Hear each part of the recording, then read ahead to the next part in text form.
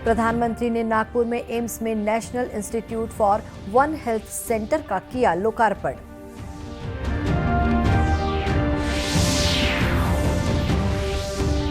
मध्य भारत की पहली वंदे भारत ट्रेन को प्रधानमंत्री ने नागपुर में दिखाई हरी झंडी। छत्तीसगढ़ के प्रमुख स्टेशनों में होंगे ट्रेन के अधिकांश स्टॉपेज।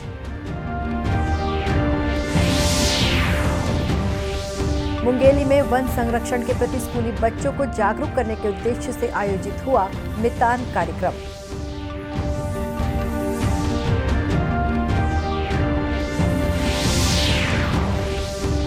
और केंद्र की जल जीवन मिशन योजना से कोरिया जिले के जगदीशपुर गांव की बदली तस्वीर। हर घर को मिली शुद्ध पेयजल के लिए नल की सुविधा।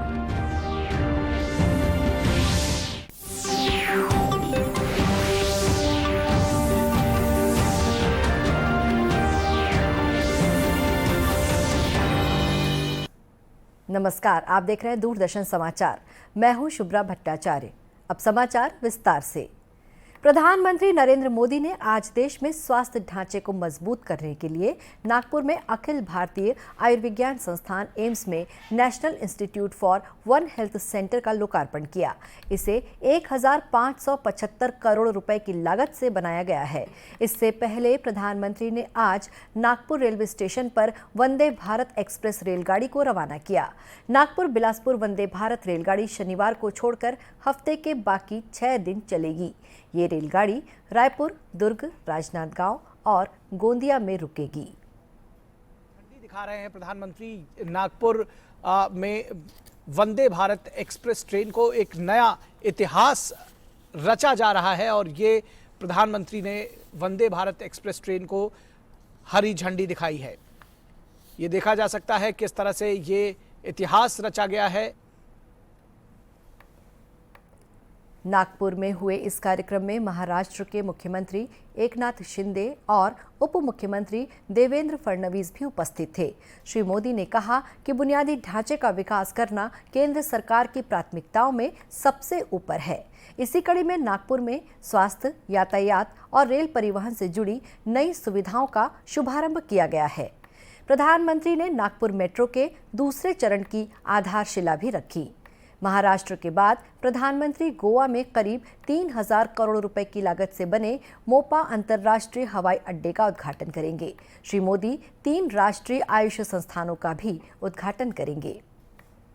प्रधानमंत्री नरेंद्र मोदी ने आज नागपुर में मध्य भारत की पहली वंदे भारत एक्सप्रेस ट्रेन को नागपुर से हरी झंडी दिखाकर रवाना किया। नागपुर से रवाना होने के बाद इस ट्रेन के अधिकांश स्टॉपेज छत्तीसगढ़ के प्रमुख शहरों में रहेंगे।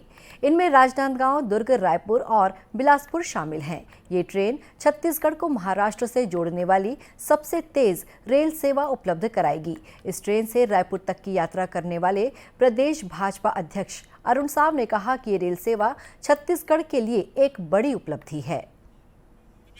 सबसे तेज गति से चलने वाली अत्याधुनिक सुविधाओं से लैस ये ट्रेन है और ये आत्मनिर्भर भारत का जीता जागता उदाहरण है। और ऐसे भारत में निर्मित सबसे तेज गति से चलने वाली आत्मनिर्भर भारत के ये प्रतीक वंदे भारत एक्सप्रेस का ये ट्रेन छत्तीसगढ़ को एक सौगात के रूप में मिला है। निश्चित रूप से हम छत्तीसगढ़ की जनता की ओर से प्रधानमंत्री माननीय नरेंद्र मोदी जी के प्रति आभार व्यक्त करते हैं। इस ट्रेन के संबंध में दक्षिण पूर्व मध्य रेलवे के मुख्य जनसंपर्क अधिकारी साकेत रंजन ने बताया कि वंदे भारत एक्सप्रेस 130 किलोमीटर प्रति घंटे की रफ्तार से चलेगी, इसलिए ये कम समय में नागपुर से बिलासपुर की दूरी तय कर सकेगी। अपने इस क्षेत्र में चल रही है और ये पहली वंदे भारत ट्रेन भी है जो कि इन दोनों स्टेट को भी जोड़ रही है। और इस ट्रेन की जो सबसे बड़ी विशेषता है, जो कि मैं कहना चाहूँगा कि आप देख रहे हैं इसका जो एम्बियंस है, पूरे इंटीरियर डिजाइन है, पूरे एरोप्लेन की तरह है।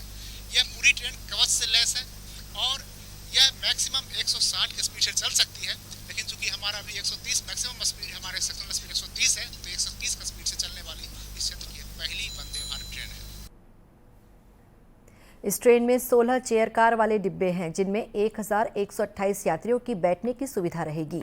स्वदेशी तकनीक पर बनाई गई इस सेमी हाई स्पीड ट्रेन को आधुनिक भारत की ट्रेन कहा जा रहा है। ये आत्मनिर्भर भारत के अभियान को गति देने की दिशा में एक महत्वपूर्ण कदम है। G20 सम्मेलन के तहत वित्त मंत्रालय और सेंट्रल बैंक के अधिकारियों की पहली बैठक बेंगलुरु में 13 से 15 दिसंबर तक होगी। वित्त मंत्रालय के अनुसार इस बैठक का आयोजन वित्त मंत्रालय और भारतीय रिजर्व बैंक संयुक्त रूप से करेंगे। बैठक में G20 समूह की भारत को मिली अध्यक्षता के अंतर्गत वित्त से संबंधित कार्यसूची पर चर्चा की जाएगी। इसमें 21वीं शताब्दी की वैश्विक चुनौतियों का सामना करने के लिए अंतर्राष्ट्रीय वित्तीय संस्थानों का अभिमुखीकरण और भविष्य के नगरों के लिए वित्त संसाधन उपलब्ध कराने के विषय प्रमुख होंगे। साथ ही वैश्विक ऋण और वित्तीय समावेश को बढ़ाने के अलावा जलवायु परिवर्तन तथा सतत विकास लक्ष्यों पर भी विचार किया जाएगा। वित्त मंत्रालय के अनुसार प्रधानमंत्री ने हाल ही में इंडोनेशिया में हुई G20 शिखर बैठक में प्रधानमंत्री नरेंद्र मोदी ने अपने भाषण में कहा था कि वर्तमान में विकास और समग्र समावेश की दिशा में ठोस कदम उठाने की आवश्यकता है। इसी को ध्यान में रखते हुए बेंगलुरु की बैठक में वित्तीय संसाधनों के विषय पर विचार किया जाएगा। अब लेते हैं एक छोटा सा ब्रेक।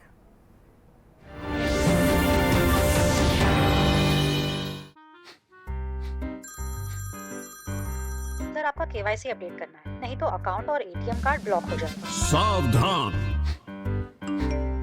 सावधान। 2.5 करोड़ का इनाम मुझे। देखिए, अनजाने कॉल्स, फर्जी ईमेल्स, लिंक्स और जाली ऐप से अपना पिन, ओटीपी, पासवर्ड कभी भी किसी के साथ शेयर न करें। आप रहेंगे सावधान तो नहीं होगा नुकसान। आरबीआई कहता है, जानकार बनिए, सतर्क रहिए। लहलहाती फसल, भरे पूरे खेत खलिहान, हर किसान का बस यही अरमान।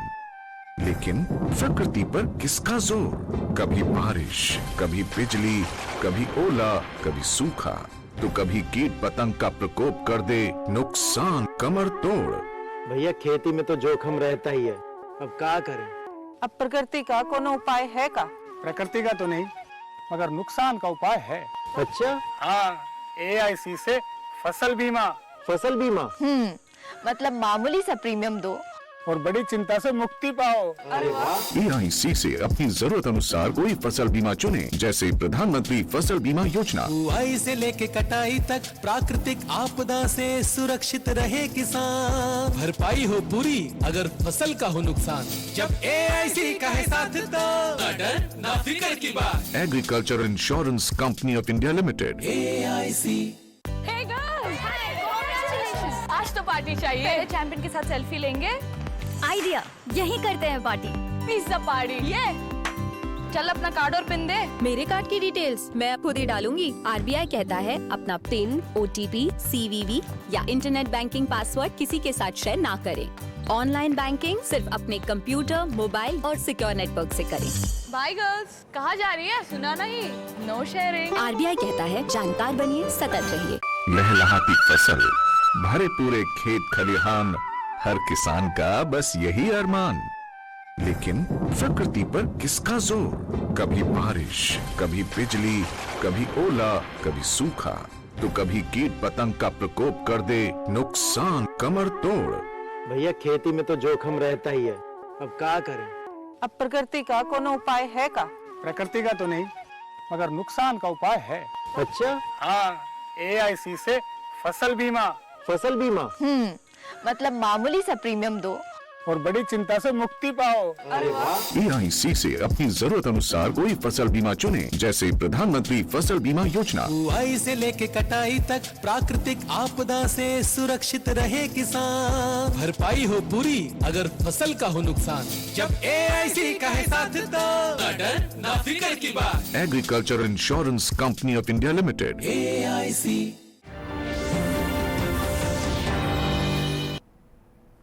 ब्रेक के बाद एक बार फिर स्वागत है दूरदर्शन समाचार में। मुंगेली जिले में वन विभाग द्वारा वृक्षारोपण को सफल बनाने के लिए एक अनोखी पहल की गई है। इसके तहत मुंगेली वन मंडल द्वारा नगर के स्कूली बच्चों को जागरूक करने के उद्देश्य से वन मितान कार्यक्रम का आयोजन किया गया। इसमें शामिल बच्चों को अपने घर, स्कूल और आसपास के खाली स्थानों पर पौधे लगाने के लिए प्रेरित किया गया। इस मौके पर मुंगेली वन मंडल की डीएफओ शम्मा फारूकी ने कहा कि वन मितान कार्यक्रम की मदद से स्कूली बच्चों में पर्यावरण के प्रति जागृति पैदा करने का प्रयास किया जा रहा है। साथ ही इन बच्चों को जंगल और पर्यावरण का महत्व बताते हुए इन्हें वन मितान बनने के लिए प्रेरित भी किया जा रहा है। इस अभियान के संबंध में मुंगेली जिला पंचायत के उपाध्यक्ष संजीत बैनर्जी ने कहा कि स्कूली बच्चों को पर्यावरण और जल संरक्षण के प्रति जागरूक करना बहुत आवश्यक है। उन्होंने कहा कि स्कूली बच्चों के जागरूक होने से वन संवर्धन और पर्यावरण संरक्षण का लक्ष्य आसानी से पूरा हो सकता है। उन्होंने बताया, मुंगेली और आसपास के घने जंगलों के महत्व को देखते हुए इन बच्चों को पर्यावरण संरक्षण की शपथ भी दिलाई गई। कार्यक्रम में जिला पंचायत और वन विभाग के कर्मचारियों के अलावा स्थानीय लोग भी बड़ी संख्या में शामिल हुए।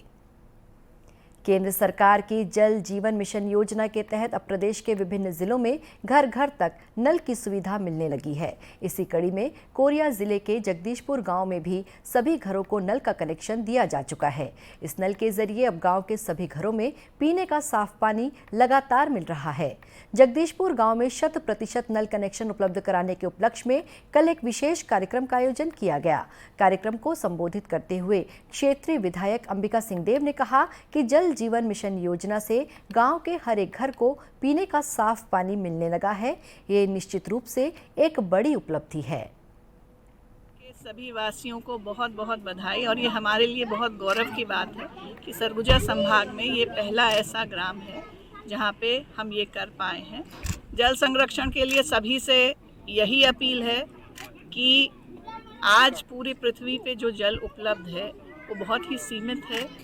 इसको हमको बहुत ही समझदारी से इसका उपयोग करना है, जिससे आने वाली पीढ़ियों को इसकी कमी न हो।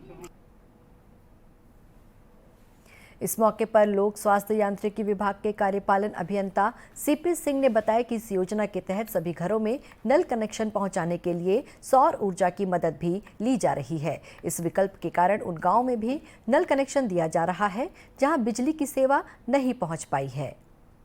शासन की महत्वाकांक्षी योजना जल जीवन मिशन है, तो उसके तहत हमने हर घर में नल के माध्यम से जल पहुंचाने के कार्य पूर्ण किया है। और इसी उपलक्ष्य में हम आज हर घर जल का उत्सव मना रहे हैं। और चूँकि यह जल जीवन मिशन का लक्ष्य 2024 तक हमें प्राप्त करना है, तो हम इस दिशा में हर गांव के लिए यही स्थिति लाने के लिए प्रयासरत हैं। अगला जो हमारे गांव में काम चल रहा है, ग्राम सुरमी है, रोबो है और धर्मपुर है, आदि बहुत सारे गांव हैं जो पूर्णता की ओर हैं। इस योजना से जगदीशपुर के ग्रामीण काफी खुश हैं। उनका कहना है कि अब उन्हें सुबह शाम पीने का पानी लाने के लिए दूर तक नहीं जाना पड़ेगा। इससे समय और साधन दोनों की बचत होगी। अंत में मुख्य समाचार एक बार फिर से। प्रधानमंत्री ने नागपुर में एम्स में national institute for one health centre का किया लोकार्पण।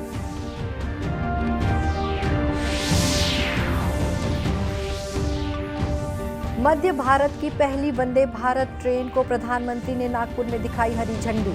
छत्तीसगढ़ के प्रमुख स्टेशनों में होंगे ट्रेन के अधिकांश स्टॉपेज। मुंगेली में वन संरक्षण के प्रति स्कूली बच्चों को जागरूक करने के उद्देश्य से आयोजित हुआ मितान कार्यक्रम।